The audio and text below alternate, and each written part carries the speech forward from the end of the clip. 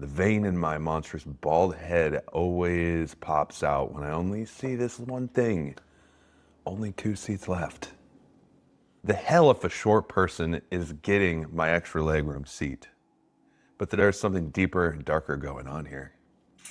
In this video, I'm talking about what these scarcity scams are and why they work. It's up to you as a founder if you want to use this dark magic or not, but don't say you got it from me.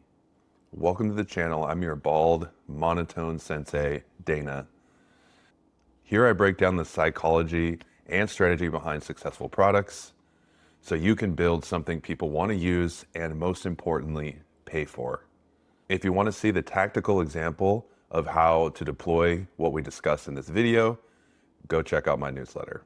Let's get into the first one. False urgency.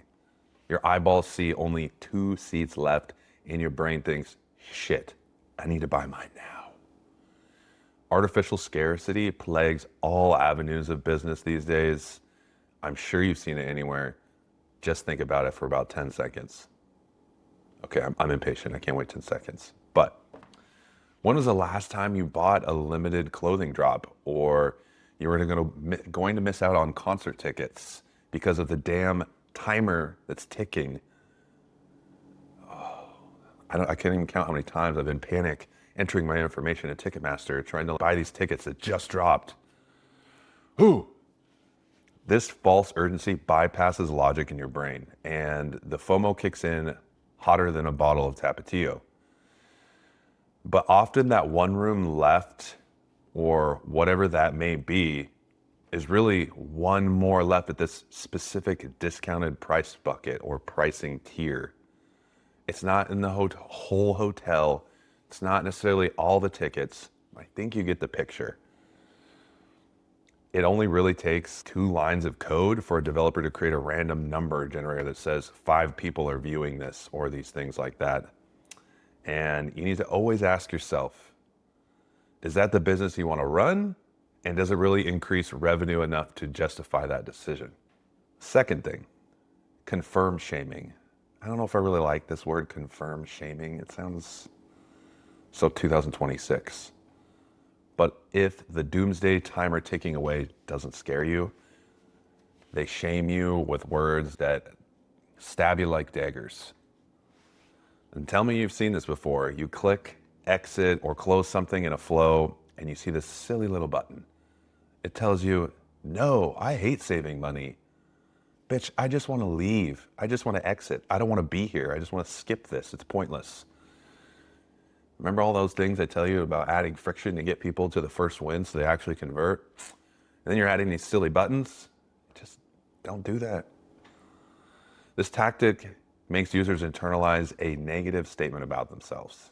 It creates an extra cognitive load, making users question their choice and possibly go back from completing whatever you wanted them to do.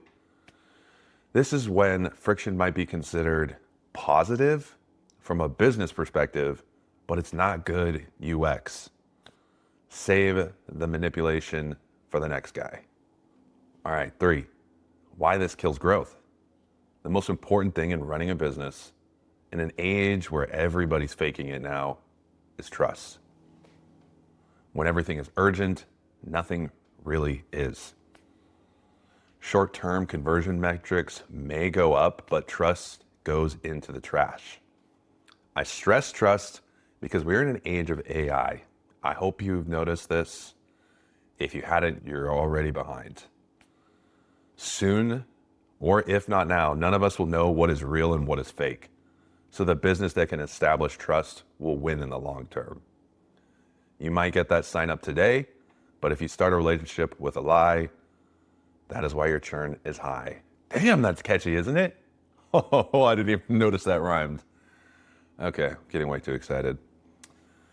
But in the end, all of this dark magic feels like we're back at Hogwarts probably. But there are ways to use scarcity that doesn't break trust. Imagine that. Use honest urgency. That also sounds kind of 2026. That could be adding a statement like, we only take 10 clients a month. But it must be true.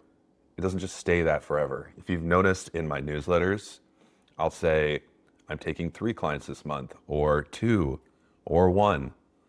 That's true. I've updated it, or at least I try to do my best, but you get the picture. It's a simple example. Guess what?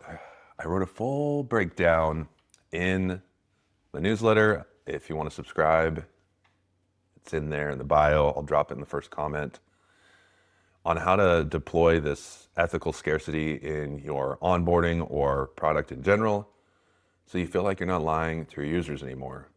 It's going to be in this week's newsletter.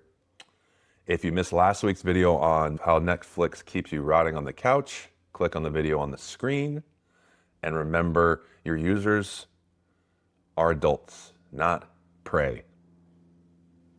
Class dismissed.